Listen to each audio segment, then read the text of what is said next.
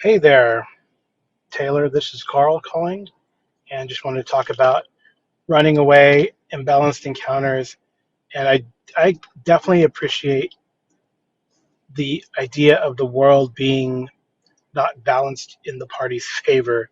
I really enjoyed when I ran my Broken Lands for a while. That even these third level guys ran. They're out in the wilderness is different than the dungeon, right? The dungeon you kind of know, but out in the wilderness, anything can happen depending on where you go.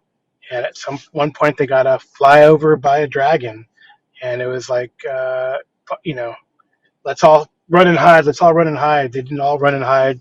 Some people got tagged or spotted, and then the dragon did like a breath weapon and killed some henchmen, and one player barely survived. We had the roll them over rule type of thing. So that was pretty cool, I thought. Sounds like fun to me. Those kind of encounters, those kinds of challenges, the ones where you shouldn't win, but you do, where you barely come out on top, or maybe you may lose a few friends in the getting, man, those are so much more memorable than the ones where you algorithmically come out appropriate to the challenge level. Years ago, this reminds me, years ago, I remember advising some folks that the best way for an encounter to go was for the party to think that they were gonna lose and that they were gonna wipe, and then they didn't. They came out on top. And I'm 50-50 on that statement, because looking back, I don't know if 2004 me knew that you're not supposed to, well, I don't know if 2004 me was thinking about, kids' gloves. So in the real game, you don't want to fudge it. You don't want to balance it in the favor of the player characters. You don't want to cheat, because you're cheating them of your victory. And I've talked about this before. I won't go on another tangent, but that, I think, has come up in schools of play in recent vintage, the phrase where they think they're going to lose but they don't. And I've heard that in the context of encounters that are built to tax a certain way. And there's two sides to this coin. On the one hand, there's our side, the old school side, where the danger is presented and the party overcomes and they deserve it. And then there's the other side of the coin, where you have more math involved. You have the planning on the part of the DM involved, where they're statistically likely to get taxed and their heart is going to say, oh no, we're losing, but then mathematically they come out on top. That's not really a victory. I mean, they win, sure, but it's almost at that point a statistically predetermined outcome. And so those are the two sides of the coin. And so again, thinking back, I don't know what my former self was thinking, but we're going to go with the Carl definition, because, man, again, those are some good times. Good times to remember and good stories to tell. All right, a second message, because I guess we only have a minute, or we still have a minute. And that is, balance is a funny thing. I know that there definitely is an expectation in more modern games. I've played with people who only played 5e, and they expect like a balanced encounter, and they don't understand the dynamics of like a stronghold or a dungeon. And while players who have experienced my gaming style and have played other games with me kind of understand that dynamic, and like, all right, don't cross that threshold, because that could probably trigger another encounter, because the guys on the other side or the guys down the hall will hear our fighting, blah blah blah. So let's fall back, and then players don't listen, and the whole dungeon is kind of I guess what's it called? I forgot what's called in World of Warcraft when you kind of get the whole dungeon. And that's sometimes what players do, and they get mad when they get a TPK.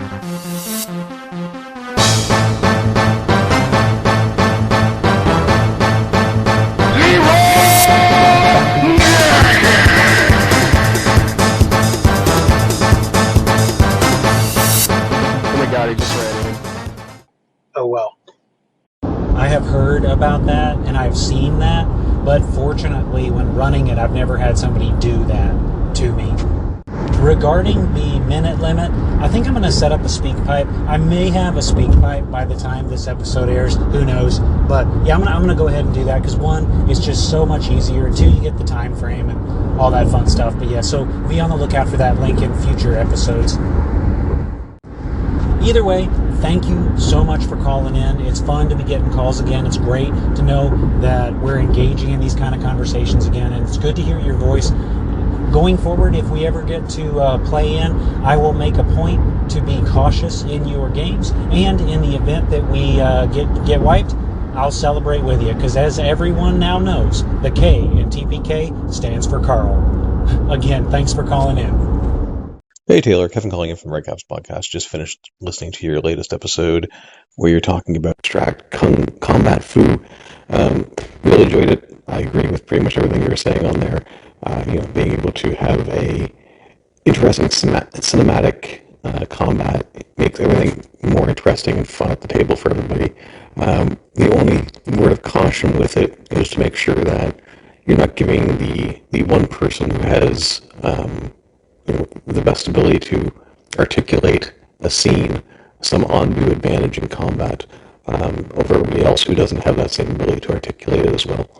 So, but assuming the DM can do that properly, then yeah, I think it's a fantastic thing to have in place and only enhances the game. That is a very good point, and one that I've actually been called out on before. So I don't know if the audio is scratchy on the other end, or if Kevin there was calling in with a COVID throat, but the important part is that when adjudicating stuff that doesn't have a system behind it, you can't show partiality, you can't show favoritism, and you can't allow the more charismatic player for his character to do cooler stuff.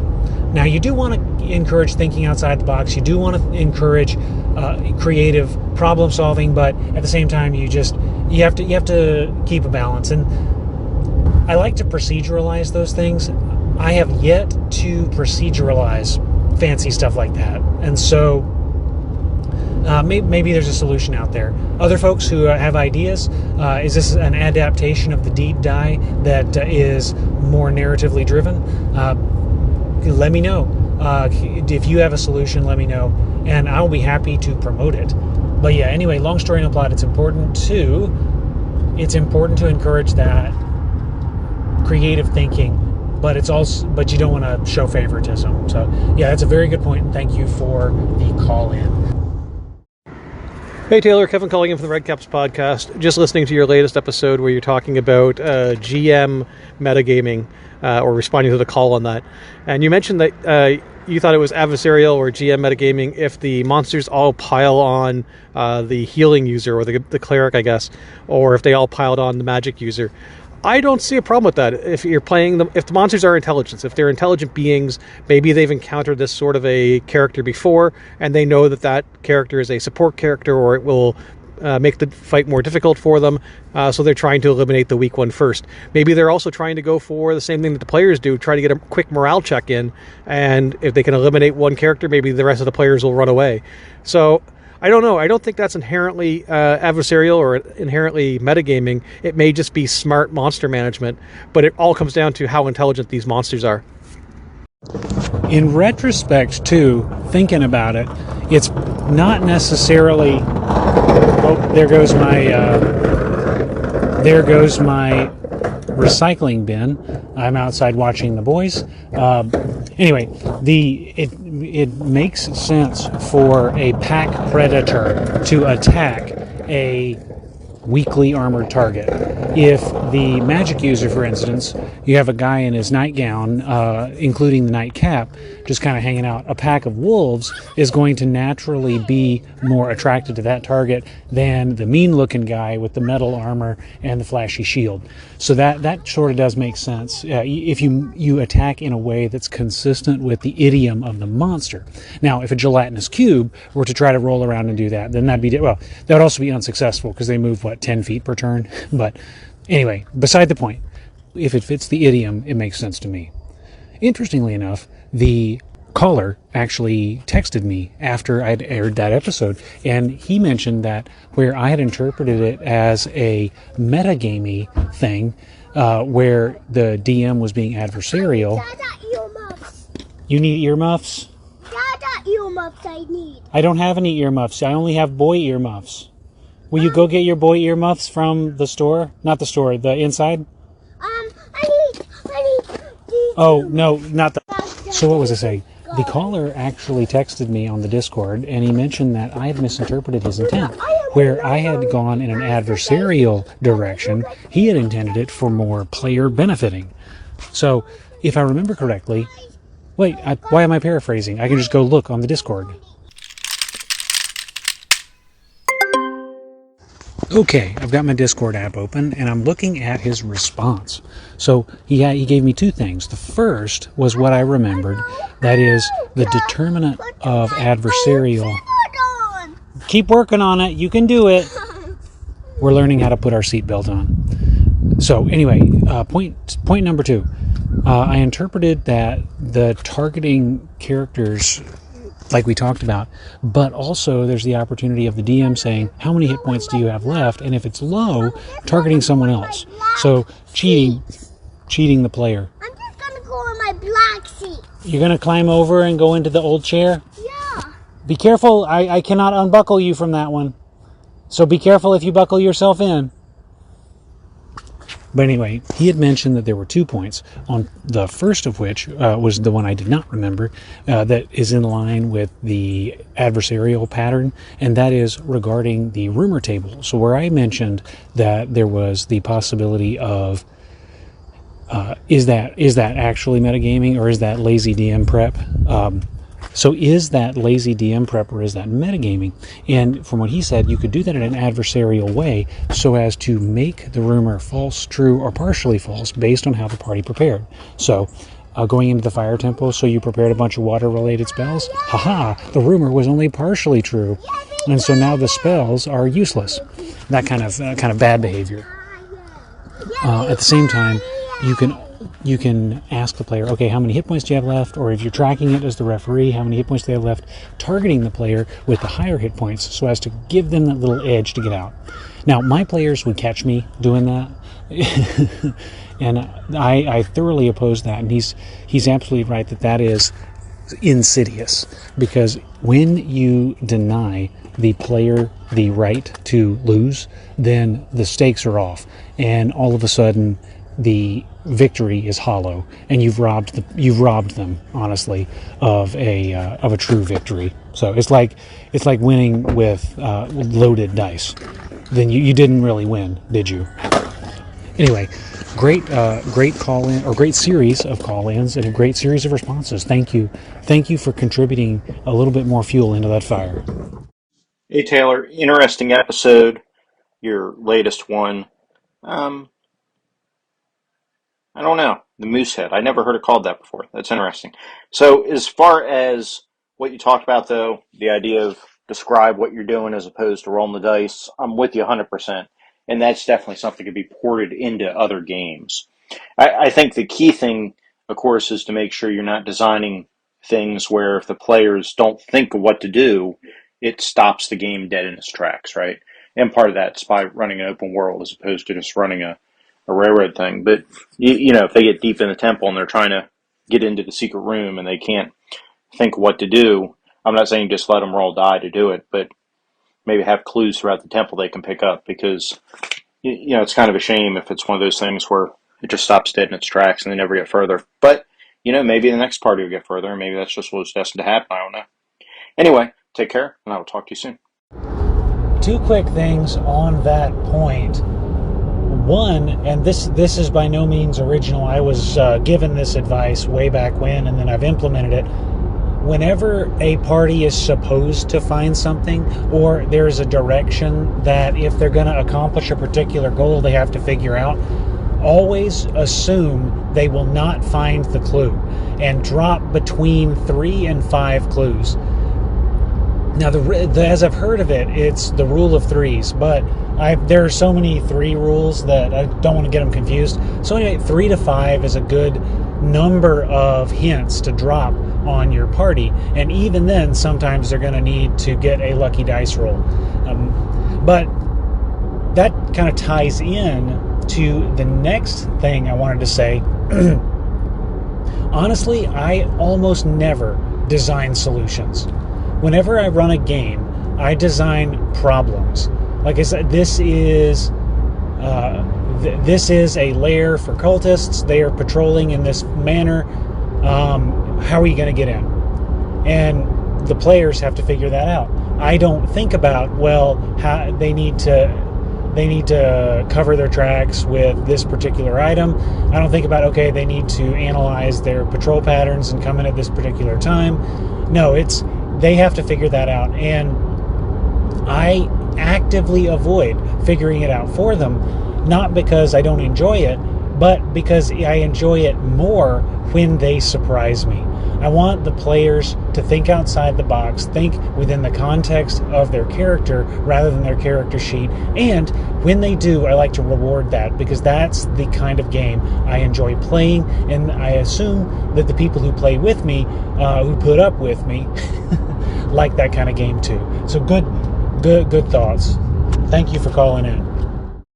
Hey Taylor, GraveSlugg here. I could definitely attest to the freedom associated with having access to multiple characters in the campaign. You know, playing in the Ash Coast, and I started out with Agzad, the magic user. Played him 2 sessions, I think, and then see all the fun the fighters are having. By God, I want to make myself a fighter, so I did, and I played him, and I had a blast with both characters, and I'll continue to have a blast with both characters. I think another thing that's really cool about it is, depending on who is at the table and what they're playing, you can kind of switch it up to get a more favorable party composition. You know, you don't necessarily want to run out with 4 magic users at a time. You know, much more likely to need a couple more fighters. But that's all I got. And the first fighter, as I recall, to benefit from the critical hit approach. So that is our man equivalence 1 fighter that GraveSlugg here had brought in. He rolled a double on his 2d6 attack, and in a house rule at our table that counts as 2 hits, he was able to one-shot a zombie from across the room. I am having fun running it too. I know we haven't played in a couple months now, just because my life has gotten nuts. But hopefully after the holiday, hopefully after things settle down at work, hopefully once the little guy is sleeping through the night in his own room, then we'll get back in the groove. And I'm very excited. I've got a big hex map planned out. I've got the principles of the mapping article that is treating the mazes in the mountains article that I wrote on the blog. I'll try to link it in the show. I don't need to link it in the show notes. But anyway, I've got the map.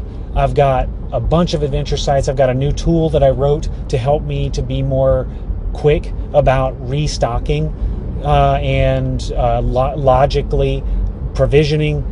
But anyway, I'm rambling. I'm enjoying the game, and I really hope that in the new year we'll be able to get back into the groove, get some more sessions under our belt, and really start kicking names and taking bubble gum. Hey Taylor, great episode on how to find a game. I was lucky as a kid. You know, I didn't have a ton of friends, but my friends were into it, so that worked out. Then I went in the Army, and blundering around, I was able to find other guys in the Army that were into it, so we were able to play on deployments and, back in where base and stuff like that. You are the 5th military man that has that I can think of in my immediate circle of gaming people who has talked about playing while in the service. Yeah, I feel like I should have I should have signed up. I'm missing out.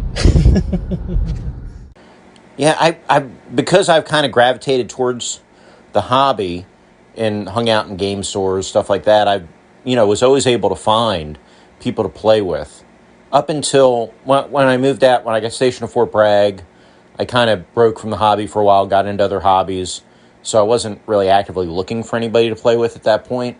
But then when I moved up to Virginia, my son was old enough to play, we started looking around and found some local groups, through Meetup, and we hooked up with different groups, more war game groups and role playing groups, but some role playing groups playing first edition D&D and basic, Beckme, and that was okay. And then we kind of found out, my son was more into board games than role playing games at the time, and I had another friend from church actually who's way into board games, and so we just did that. But then I got on the online community, and the online community, of course, you can find anything, and I've had a really good experience with the online communities, first with Google Plus, and then with Discords and whatnot. So I remember G Plus. I was one of the early G Plus people. Like you remember that when it originally rolled out, it rolled out in waves. You had to apply to get in, and I at the time I wasn't a social media person, but G Plus was different. I was going to try that, and then I remember friending or whatever it was the people that I knew, and they were just doing the same vapid stuff that they were doing on like 10 other social media sites. And I remember I kind of dropped off for a bit. I came back for a bit to talk gaming, but then I ended up I complained a lot about my life, and ended up losing a bunch of people, a bunch of contacts. So yeah, then I tried to come back again at the very end, just roll up another account, but delete all those old posts and try to start anew. But came in just in time for it to fail, for it to turn off. So yeah, spotty history for G Plus for me. Makes me wish I was on the right forums, I guess, to have jumped into the right place. But it is what it is. We make do with where we are, and then we run with the shoes we're wearing. Yeah, I would definitely recommend, just start looking and asking. The worst thing that happens is, especially with online, the worst thing that happens, provided you're smart enough not to give out a ton of personal information, is that, you waste an evening or waste a couple hours, and that's not the group for you. But there are definitely people, whatever niche role-playing game you want to play, there are people out there playing it, like you say, so that's a great thing. But great episode, great advice to people, and thank you for all you've done during OSR October. I do what I can, and thank you for listening. Yeah, thinking about Meetup, man, we had such a good experience with Meetup when we were in Georgia. We found a board game group. I found some D&D type groups, and the D&D type groups were more into the story part of it, so I didn't quite fit in there. But the board gamers we gelled with right away. Yeah, didn't work when we moved to Florida, but we'll figure it out. And in a different phase of life, and we'll see where we go. Again, thanks for listening, and thanks for calling in. I actually have two things, but only one is related to tabletop games, and that is the subject of min-maxing. I would also perhaps call that specialization. We do that in real life. We spend years going to school to get a degree, to specialize, to maximize in a skill to the detriment of other skills. But I feel like there's a connotation in role-playing games that min-maxers are trying to make their characters the most powerful they can be across multiple disciplines or something. But I could be wrong on that. Min-maxing is kind of more of a state of mind. TSR editions have the ability to change your stats. So the strength of your fighter being your prime requisite is going to be important, and you can sacrifice other abilities for it. Same story with the cleric and magic user and thief. However, as a result of the random generation of abilities, it's still kind of up in the air as to what you have, and your abilities are less important than your level and the talent with which you play the character. Similarly, I feel like the purpose of the prime requisite is to reinforce an archetype. Your fighting man is portrayed in Appendix N fantasy as being strong and athletic, so strength, obviously, if you bump that up, you fit the archetype better. So, conversely, you have your magic user, who, in Vance, interestingly enough, magic users fight with swords on occasion, but we won't go there. The important part is the magic user archetypically is going to be the bookish type, the intelligent type, who spends his days in study rather than in exercise. So, again, you cause the player to atrophy one stat in favor of the other, and it reinforces the archetype. By contrast, you have the WotC editions, where you introduce point buy, you introduce the stat array type thing, and so you're motivated to get that 18, get that race that gives you the +2 bonus, take advantage of the feats, try to mix and match the classes, and it comes into the meta build game that is characteristic of the 3rd edition in particular, and is generally party to WotC editions in the whole. Interestingly, thinking back, the term min-maxer typically comes, in my experience at least, it has come up in reference to someone who is attempting to optimize the mechanical advantages of a character to the extent that it damages their versatility, a sort of a one-trick pony. I think I've told a story in the past about a friend who made a character in 3rd edition who specialized in the spiked chain. I remember I lost my cool a little bit because it nullified a handful of encounters, but then I was guided by a wiser and more level-headed DM, just throw centaurs, dude. All of a sudden, that spike chain was useless. All those improved tripped feats did him no good. But to conclude that, the idea is that you're taking the character out of the world and you're putting the character into a sort of hyper-specialized niche at the expense of other things and at the expense of the roleplay.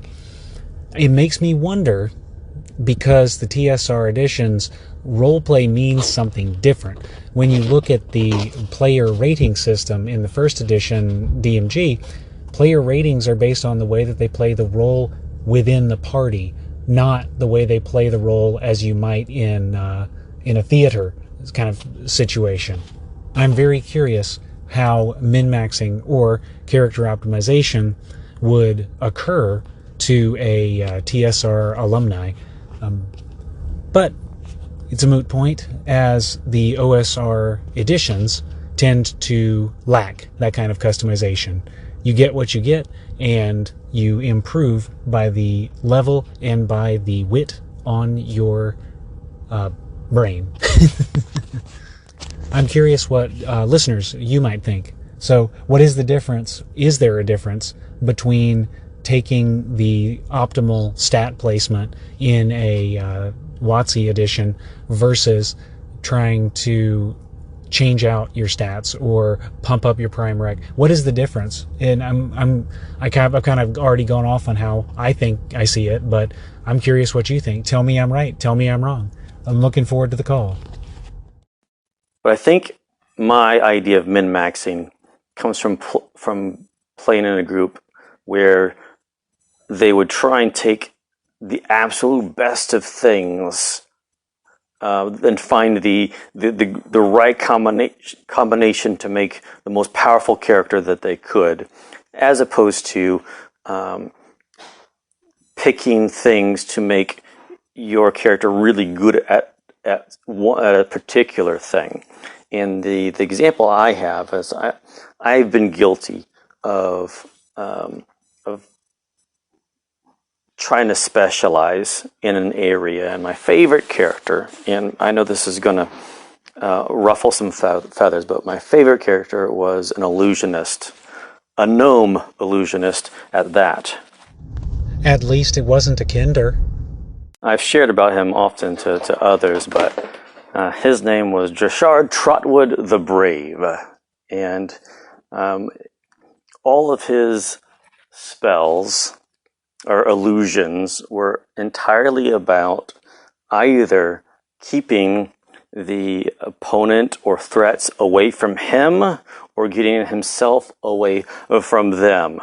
But he passed himself off as a soothsayer, a seer of dreams, of visions, a prognosticator. And he would, quote unquote, consult the fates and use a little prestidigitation to determine which way that he felt like the party should go to preserve himself. As any self-respecting illusionist should. I bring him up because I certainly made choices in the character creation to make him pretty good at what he did. Now, I was not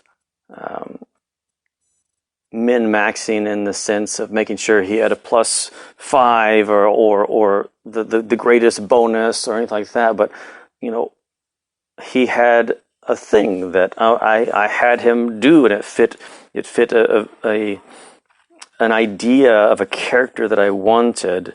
And maybe that's where I think that line needs to divide, where, as I think one of your previous call-ins said, that if you specialize, just make sure that when you can't do that one thing, you're okay with not doing that one thing, and your whole character generation isn't about that. Exactly. As the 10-minute rant that I went on earlier, that I really probably should have waited till you got to the end of the thought before going on, kind of agrees with the idea of the min-maxer is somebody who does their thing to the exclusion of other things. And with the case of your illusionist, I would say that was just doing the class. It's kind of like saying that the thief is min-maxing because they're focusing on getting their skill rolls off instead of trying to cast spells. No, that's the purpose of the class. So, yeah, I think there's a difference between playing to type, optimizing your choices, and the min-max aesthetic.